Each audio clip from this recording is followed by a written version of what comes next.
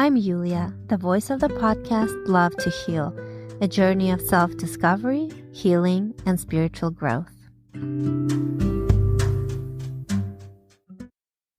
May 10th marked 2 years since our close friend passed away. So my husband and I and our kids, we went to the cemetery to visit his grave. My husband and I don't take our kids to the cemetery often. So when we got there, they had a lot of questions. And as we were answering their questions, I realized how interesting this information is, and also maybe for others. So I decided to make an episode about it. The first thing that we did when we got to the cemetery, I should mention that this is a Jewish cemetery, was finding some small stones to put on our friend's headstone. This custom serves as a tangible and enduring symbol of remembrance and respect for the deceased. The stones also represent the permanence of memory, as opposed to flowers that wilt in just a few days. You will almost never see flowers at a Jewish cemetery unless they are fake. I have seen a few of those, or perhaps a non-Jew brought them and didn't know about the customs. So when we place the stone on our loved one's headstone, we show that we have been there, but most importantly, that the individual's memory continues to live in us and through us. And actually, many people make this custom even more special by choosing a stone from perhaps a place that was significant to the deceased, or maybe it's a stone that was chosen at an event during which the deceased was especially missed. Or some people just simply find an interesting or beautiful rock, and thinking of their loved ones, they take it with them and then they place it on the headstone at the cemetery. I should mention too that Judaism prohibits cremation or even donation of the body to science. And this is because Judaism emphasizes the sanctity of the human body. And the human body is seen as a temporary dwelling for the soul. That's why it's so holy. What's more, burial is a core mitzvah. It's a religious obligation, and it's a significant act of kindness. It reflects respect for the deceased and the natural cycle of life. And the mitzvah involves, also this is very important, a dignified burial and a very quick one, often within 24 hours of death. And preferably, of course, in a Jewish cemetery. Jewish tradition even strictly prohibits embalming, which doesn't allow for that natural decomposition of the body. So because the Jews don't do the embalming, that's why also it's important to bury the body quickly, within 24 hours of death, like I said. A few more interesting points about Jewish cemeteries that I'd like to mention include the fact that they are considered holy sites, and they are typically enclosed by a low wall or a fence to separate them from the secular world. Headstones are generally simple and, for the most part, uniform in design because they reflect the emphasis on modesty and humility. Visiting a Jewish cemetery is a solemn act, and visitors are expected to dress modestly to avoid eating or drinking, and also to refrain from levity or excessive chatter. It's considered disrespectful to step over or sit on the stones that directly cover a grave. And also, many Jewish cemeteries are closed on Shabbat and Jewish holidays.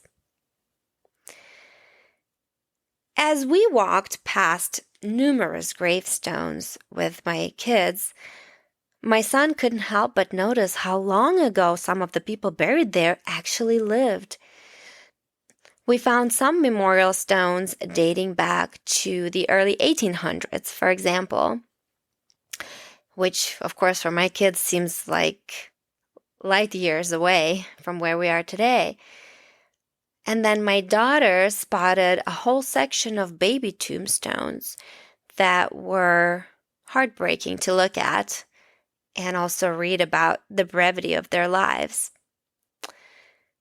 Once we came up to our friend's burial site, we stood there for a few moments, paying our respects, placing the stones on the memorial stone, reading the writing on the headstone, and trying to picture our friend as we remember him in good health and good spirits. I also once again noticed that every time I visit a cemetery, I just don't feel the presence of the deceased or their soul. During the burial of our friend, I did feel his presence. I can't explain it, but I think we all felt a presence there, but not anymore. And then my husband reminded me that according to Jewish tradition, the soul does not completely leave the world, this world, until after the burial, which explains why we felt our friend's presence during the burial. In fact, we will never forget how when one of the family members was reading a speech that they had prepared for the ceremony, all of a sudden this gust of wind just blew our way and gently knocked over our friend's portrait from the easel that it was standing on. And we all looked at each other, and I think we all agreed at that point that it must have been our friend's playful soul reminding us in this difficult time of our friend's sense of humor. However, after the burial, every time we visited his gravesite, we felt an emptiness there, if you will. And I feel the same about visiting my grandfather's memorial stone too. It's hard for me to talk to my grandpa there because I don't feel his presence there. I prefer to picture him in my head, look at photographs of him. That makes me feel closer to him rather than staring at a piece of granite. And the reason for this, according to Judaism, is that the soul departs the body after burial to continue its journey. And there are several stages for the soul. So I would like to give you some information on these stages and what occurs to the soul after the burial. The first is a period of time in Gehenna, traditionally understood as a place of purgation and purification. Think of it as a time for the soul to deal with unresolved emotional issues. My rabbi has mentioned this time for the soul, this purification time. It's a sort of watching a playback of your whole life, like watching a movie almost, and learning from your own mistakes. When you're watching your life over, you relive moments where, say, you should have chosen love over maybe anger or jealousy, and your soul at that point realizes what it had done wrong and knows if the soul decides to come back once again in a new life to correct these mistakes. The length of time the soul spends in this first stage depends on the amount of negativity that the soul has accumulated over the course of his or her life. And this is the time for the soul that transgressed in this world to be cleansed. And once it's cleansed, then it can move on to the next stage. The minimum amount of time in Gehenna is said to be 30 days at least, but no more than 12 months. And Gehenna is not at all like the Christian idea of hell. But to the extent that it is an unpleasant experience, it's a hell of our own making. As rabbis explain, when the soul departs from the body, it stands before the heavenly court to give a judgment and accounting of its earthly life. But the heavenly court does only the accounting part. The judgment part, interestingly enough, only the soul itself can do. Only the soul can pass judgment on itself. Only it can know and sense the true extent of what it accomplished or neglected to accomplish in the course of its physical life. And now, at this stage, freed from the limitations and concealments of the physical states, it can see godliness. It can now look back at its own life and experience what it truly was. The soul's experience of the godliness is brought into the world with its mitzvot, observing the commandments, the positive actions. And this is the exquisite pleasure of Gan Eden, the Garden of Eden or paradise. Its experience of the destructiveness it wrought through its lapses and transgressions is the excruciating part of this stage, the purgatory. But once it relives all the bad moments and all the good moments, from there, the soul moves on to what is called the lower Gan Eden, the lower paradise. And here, the soul loses its previous identity, and the individual personality disappears.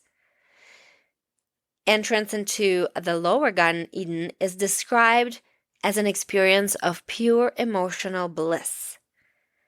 While some souls stay here, others move on to upper Gan Eden.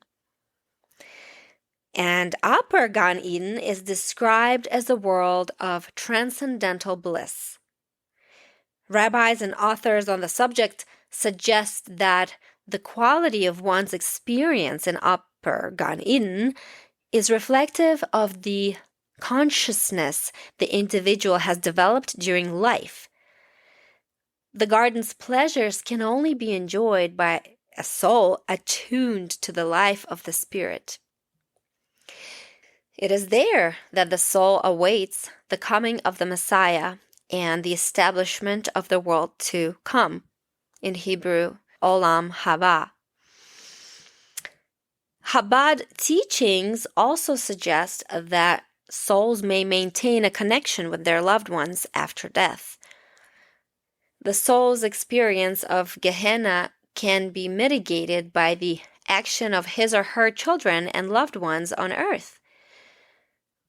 When we recite Kaddish, which is a Jewish prayer of praise to God, it's recited during synagogue services and particularly at funerals and memorials. and also for the first 11 months after the death of a parent.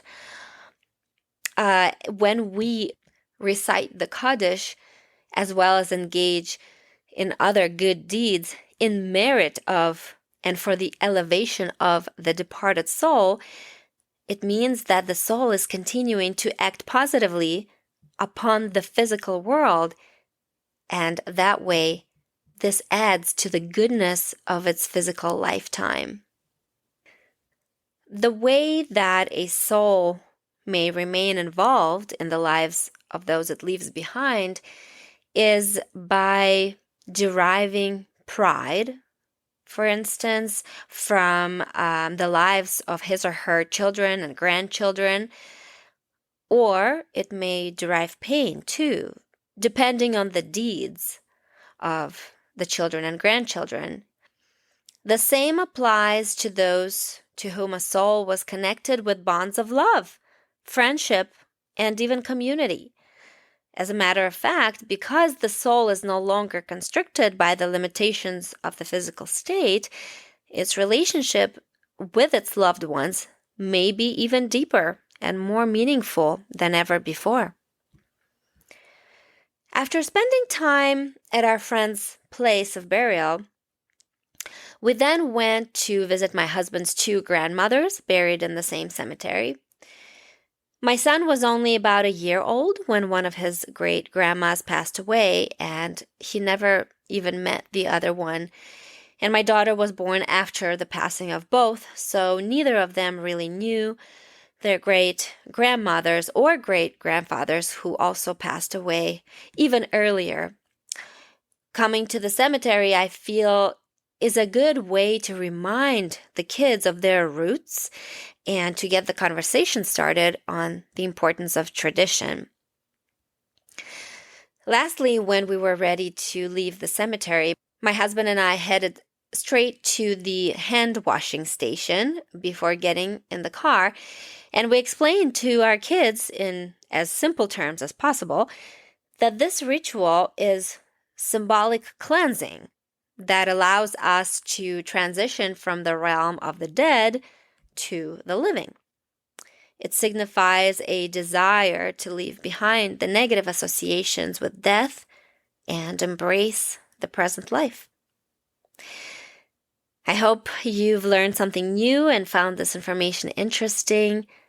I thank you for listening, and I will leave you today with a beautiful poem titled, "Do Not Stand at My Grave and Weep," written by Mary Elizabeth Frye, who wrote this poem in 1932 in response to the plight of a young German Jewish woman who was staying with Frye and her husband.